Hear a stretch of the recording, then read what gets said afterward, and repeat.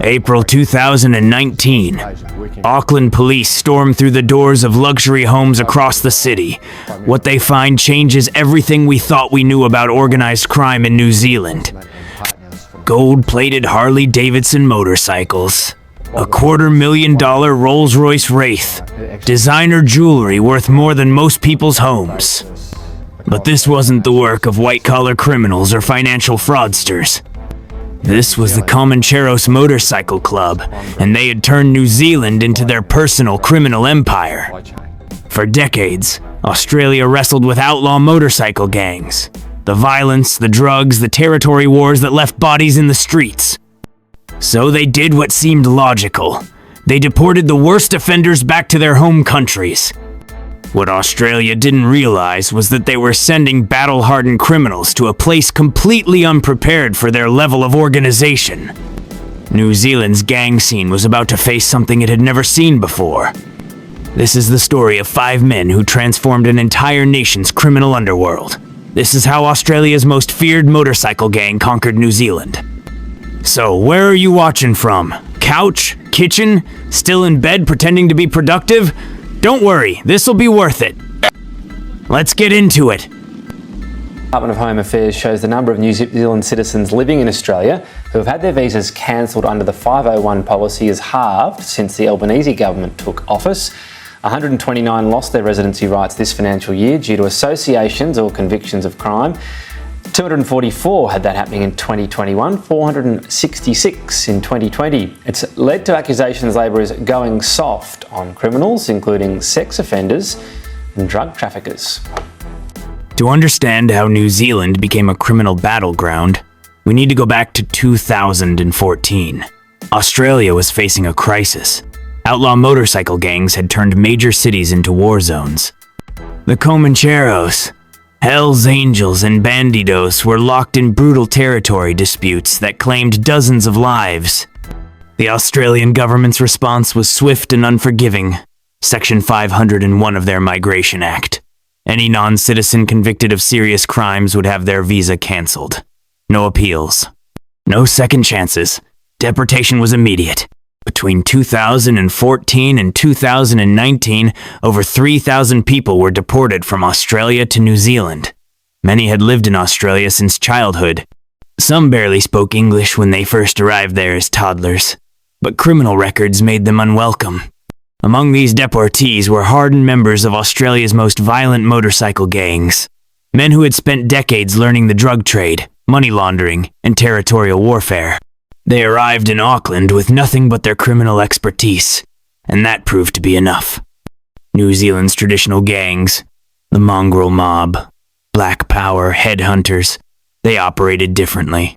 Loose structures, local territories, small-scale operations. The Comancheros brought something completely different.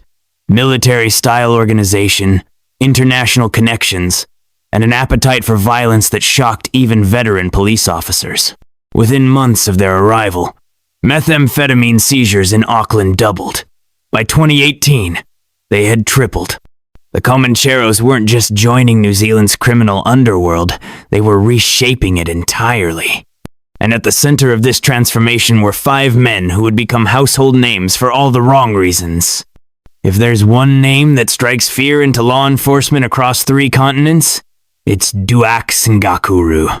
Born in 1980 in Rotorua, New Zealand, his family fled to Sydney when he was just 5 years old. They were looking for a better life, but what they found would shape one of the Southern Hemisphere's most dangerous criminal minds. Growing up in Sydney's working-class suburbs, young Duax seemed destined for an ordinary life. But at 19, he made a choice that would change everything. He joined the Comancheros Motorcycle Club. Within months, it was clear this wasn't just another gang member. This was someone different. They called him the Negotiator. Not because he avoided violence, but because he could orchestrate it with surgical precision. Other aliases followed. Bullseye, Chuck Norris, and perhaps most telling of all, El Mito, the Myth. By 2009, at just 29 years old, Ngakuru had seized control of one of Australia's most feared criminal organizations. But power in the outlaw motorcycle world comes with a price. In 2010, rivals bombed his tattoo parlor in Coogee. The explosion was meant to send a message. Instead, it confirmed what law enforcement already suspected. Ngakuru wasn't just another gang leader. He was building an empire. When the heat became too intense in Australia, Ngakuru did something that would define his criminal legacy. He fled to Turkey in 2011 and established what police now call a criminal command center. From his base in Istanbul, he continued running Comancheros operations across Australia, New Zealand, and beyond. For over a decade, Ngakuru operated in the shadows, masterminding drug deals worth hundreds of millions of dollars. His estimated personal wealth exceeded $100 million. Private jets, luxury yachts, mansions across multiple countries. But it was his use of encrypted communications that made him virtually untouchable. The ANOM messaging app promised complete security for criminals worldwide. What users didn't know was that the FBI secretly controlled the entire platform. Every message, every transaction, every criminal conspiracy was being recorded. Operation Trojan Shield captured over 27 million messages, and Duax Ngakuru was sending thousands of them. On the 15th of January, 2023, Turkish police surrounded a luxury compound in Istanbul. The man they arrested had been running a global criminal empire from his living room. The myth of Duax Ngakuru had finally become reality. After a 3-year operation, police say they've now arrested nearly every single member of the Comancheros, the gang that arrived as a wave of 501 deportees from Australia and quickly made big strides in New Zealand's drug trade. Police say the gang even used illegally raised funds to bring a trainer into the country that 3 News understands was a former US Marine to put 15 of the gang's members through military-style training. While Duax Ngakuru controlled the Comancheros from his Turkish fortress, someone needed to run operations on the ground in New Zealand. That someone was Pasilika Naufahu, and his arrival would change everything. In 2016, Australian authorities handed Naufahu a one-way ticket to Auckland. Like hundreds of other deportees, he had been deemed too dangerous to remain in Australia. But unlike the others, Naufahu had a plan. Within months of landing at Auckland Airport, he was establishing the Comancheros' first official New Zealand chapter. Naufahu wasn't just another gang member looking for a fresh start. He was a seasoned criminal with extensive connections and an understanding of how to build power from nothing. His charisma was undeniable. His business sense was sharp, and his willingness to use violence when necessary was absolute. By 2018, Naufahu had assembled a criminal network that stretched across New Zealand's North Island. They weren't selling drugs on street corners like traditional gangs. They were importing pseudoephedrine by the kilogram, running sophisticated money laundering operations, and accumulating assets worth millions of dollars. But Naufahu's success attracted attention. In April 2019, over 80 police officers launched Operation Nova, the largest gang raid in New Zealand history. What they found inside Comancheros properties shocked even veteran investigators. A $250,000 Rolls-Royce Wraith, gold-plated Harley-Davidson motorcycles, designer luggage worth more than most people's annual salaries, cash hidden in walls, ammunition stockpiled in bedrooms, and evidence of criminal enterprises generating millions of dollars every month. When Justice Graham Lang sentenced Naufahu to 10 years in prison in February 2021, he described him as charismatic and acknowledged his influential role as president. But the judge also recognized something more troubling. Naufahu's criminal network had been designed to function without him. From his cell in Auckland prison, Naufahu continues to wield influence over gang operations. The parole board has twice denied his applications for early release, noting his continued high risk to the community. Even behind bars, Pasilika Naufahu remains one of New Zealand's most dangerous criminals. To understand the Comancheros' rise to power, we need to go back to the man who made it all possible. Mahmoud Mekhawi was born in war-torn Beirut in 1980. His family fled the Lebanese Civil War when he was just 5 years old, seeking safety in Sydney. Like so many immigrant families, They believed Australia would give their son a chance at a better life. Young Mick attended Punchbowl Boys High School, but the classroom couldn't hold his attention. At 16, he dropped out to work in his father's spray painting business. It seemed like he was following a traditional path: hard work, family business, building something legitimate. But Mick Howie had different plans. In 1999, at just 19 years old, Howie joined the Comancheros Motorcycle Club. Within 3 years, this young Lebanese Australian would do something that shocked the entire outlaw motorcycle world. He would overthrow the club's founder in one of the most brutal coups in gang history.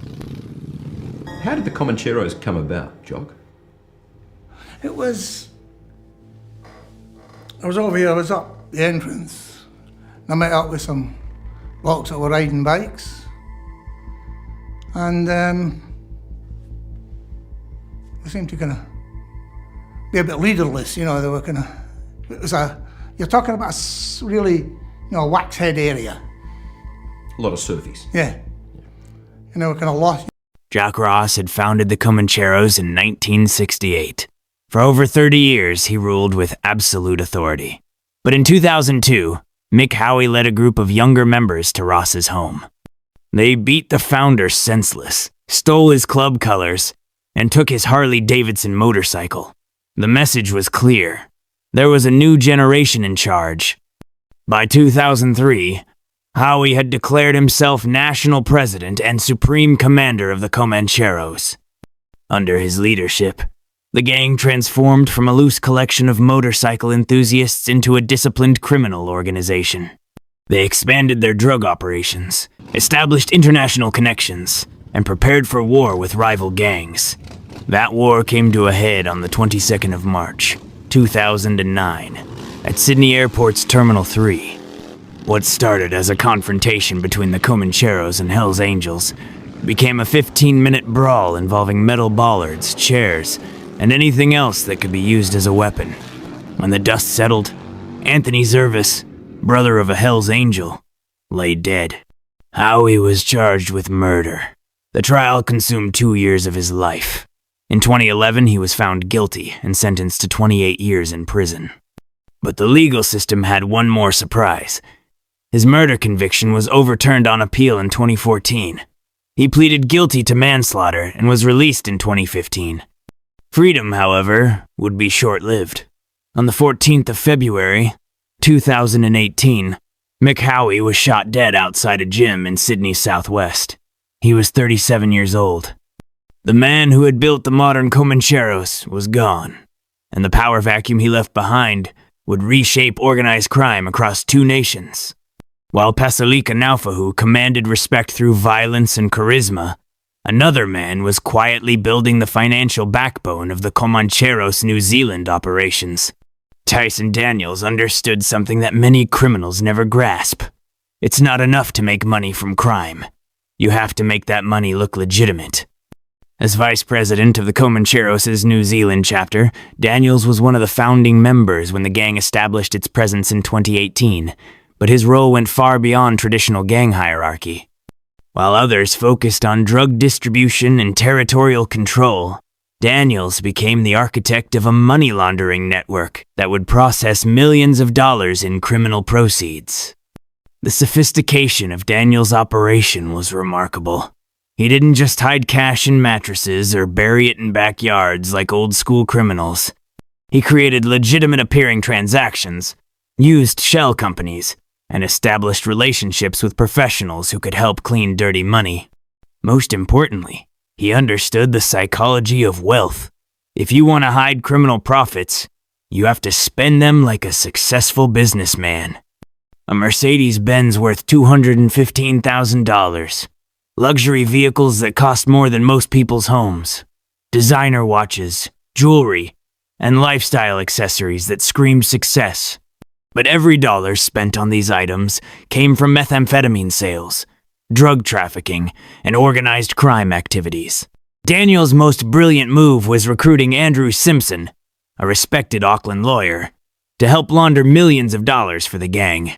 Simpson provided the legal expertise and professional credibility that transformed obvious criminal proceeds into seemingly legitimate business transactions. Together, they created a financial network that operated across multiple banks, businesses, and investment vehicles. When police finally unraveled Daniels' money laundering operation in 2019, they discovered a criminal financial empire that had processed millions of dollars. The evidence was overwhelming. Bank records, surveillance footage, intercepted communications, and a paper trail that connected luxury purchases directly to drug trafficking proceeds.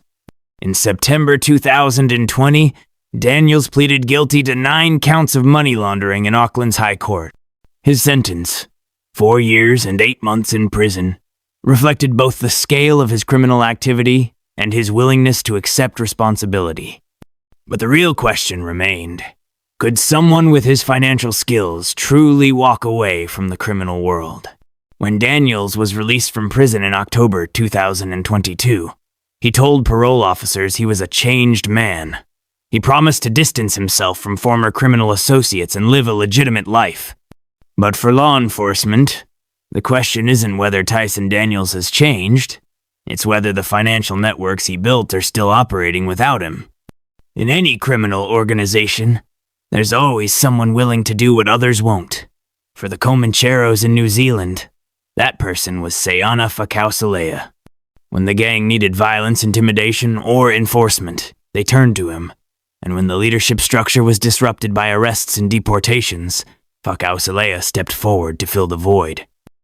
Fakausalea's rise to acting national commander wasn't based on charisma or financial expertise. It was built on his reputation for getting things done, no matter how dangerous or violent those things might be. While other gang members focused on drug distribution or money laundering, Fakausalea became the man who solved problems permanently. Police surveillance revealed the true nature of Fakausalea's operations. Intercepted communications showed him planning violent crimes with military precision. Phone calls discussing weapons, target locations, and escape routes. Text messages coordinating attacks on rival gang members and anyone who threatened Comancheros' interests. In November 2020, police uncovered one of Fakausalea's most ambitious plots: a planned armed robbery in a McDonald's car park in Mount Roskill. The target was a drug dealer carrying significant quantities of methamphetamine and cash. Fakausalea had assembled a team, acquired firearms, and developed a detailed plan to execute the robbery with maximum violence and minimum risk. But this wasn't just another gang robbery. Police discovered that Fakausalea was planning to use the stolen drugs and money to fund an even larger criminal enterprise. The McDonald's robbery was meant to be seed capital for a drug trafficking network that would import hundreds of kilograms of methamphetamine into New Zealand. What made Fakausalea particularly dangerous was his ability to influence younger gang members. Police identified multiple cases where he recruited teenagers and young adults, promising them money, status, and protection in exchange for carrying out criminal activities. Some of these recruits came from respectable backgrounds, including at least one elite school head boy who was later jailed for meth trafficking. When Justice Neil Campbell sentenced Fakausalea to 13 years and 2 months in prison in September 2022, the courtroom witnessed something remarkable.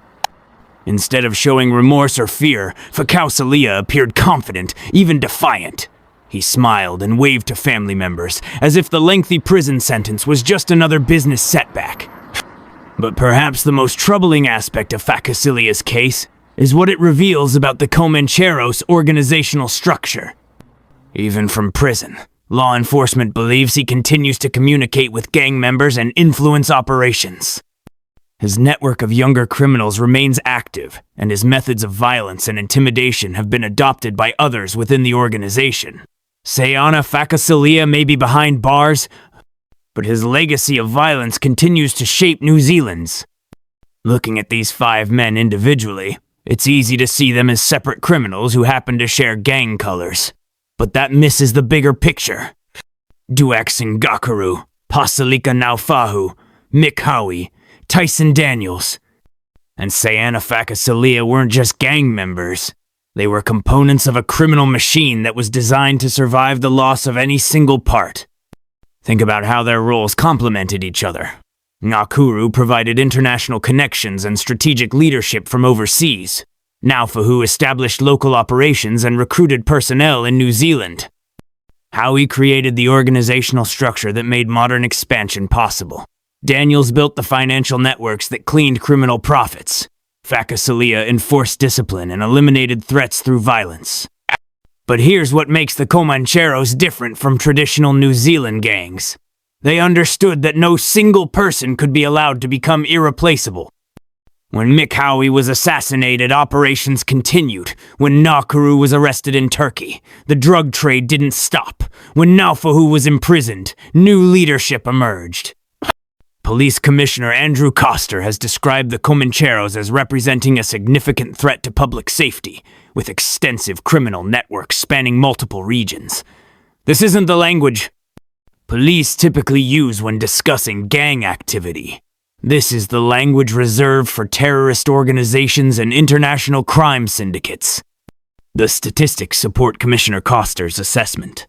Between 2018 and 2022, drug seizures linked to Comancheros operations included over 200 kilograms of methamphetamine, nearly 2 kilograms of cocaine, and cannabis worth millions of dollars. But these seizures represent only what police managed to intercept. Experts estimate they captured less than 10% of the total drug trade. What's most concerning is the geographic spread of Comancheros influence. Starting from Auckland in 2018, the gang has established operations in Wellington, Christchurch, Hamilton, and smaller regional centers across both islands. They're not just competing with existing gangs. They're absorbing them, recruiting their members, and taking over their territory. The weapon seizures tell an even more troubling story. Military-style firearms, high-capacity magazines, body armor, and ammunition stockpiles that suggest preparation for sustained conflict. The Comancheros haven't just brought Australian-style drug trafficking to New Zealand. They've imported the potential for Australian-style gang warfare. Today, even with their top leadership behind bars or in exile, the Comancheros continue to operate across New Zealand. New members are recruited weekly. Drug shipments arrive monthly. Money laundering operations process millions of dollars annually. The 5 men we've profiled built something that has taken on a life of its own, and that may be their most dangerous legacy of all. So where are they now? The 5 men who transformed New Zealand's criminal underworld? Duax Ngakuru sits in a Turkish prison, awaiting extradition to Australia where decades of charges await him. His $100 million empire has been dismantled, but the networks he built continue operating under new leadership. Pasilika Naufahu remains in Auckland prison, his parole applications repeatedly denied. Even behind bars, corrections officers report he maintains influence over gang operations through coded communications and visiting associates. Mick Howie's story ended on a Sydney street in 2018, but his organizational legacy lives on in every Comancheros chapter across 3 continents. Tyson Daniels was released in October 2022, claiming to be a changed man. Law enforcement continues monitoring his financial activities, knowing that his expertise in money laundering makes him valuable to any criminal organization. Sayana Pasilika faces 13 more years in prison, but police believe his network of younger gang members continues carrying out violent crimes across Auckland and beyond. Law enforcement agencies across Australia, New Zealand, and Turkey continue working to dismantle what remains of their operations, but the challenge they face is enormous. The Comancheros didn't just establish a criminal organization, they created a business model that has been copied by gangs across the Pacific. Before 2018, New Zealand's gang scene was largely territorial and disorganized. Local chapters fighting over small-scale drug operations and neighborhood boundaries. The Comancheros brought international connections, sophisticated financial networks, and military-style organizational structures that changed everything. Today, methamphetamine prices have dropped while purity has increased. Clear signs that supply chains have become more efficient. Money laundering operations have become more sophisticated. Gang violence has become more calculated and precise. The 5 men we've profiled didn't just join New Zealand's criminal underworld, they modernized it. But behind every statistic about drug seizures and asset forfeitures are real human costs that can't be measured in dollars or prison sentences. Families destroyed by addiction, communities terrorized by gang violence. Young people recruited into criminal activities that will define the rest of their lives. The true legacy of the Comancheros isn't their criminal success. It's the damage they've inflicted on New Zealand society. The story of New Zealand's Comancheros is ultimately a story about consequences. The consequences of Australia's deportation policies. The consequences of organized crime crossing international borders. These 5 men proved that in the modern world, criminal empires know no boundaries, and their effects can last for generations. This case reveals just how far organized crime has spread in New Zealand. If you want to see more shocking true crime cases from down under, my playlist has hours of jaw-dropping content. See you in the next video. Until next time.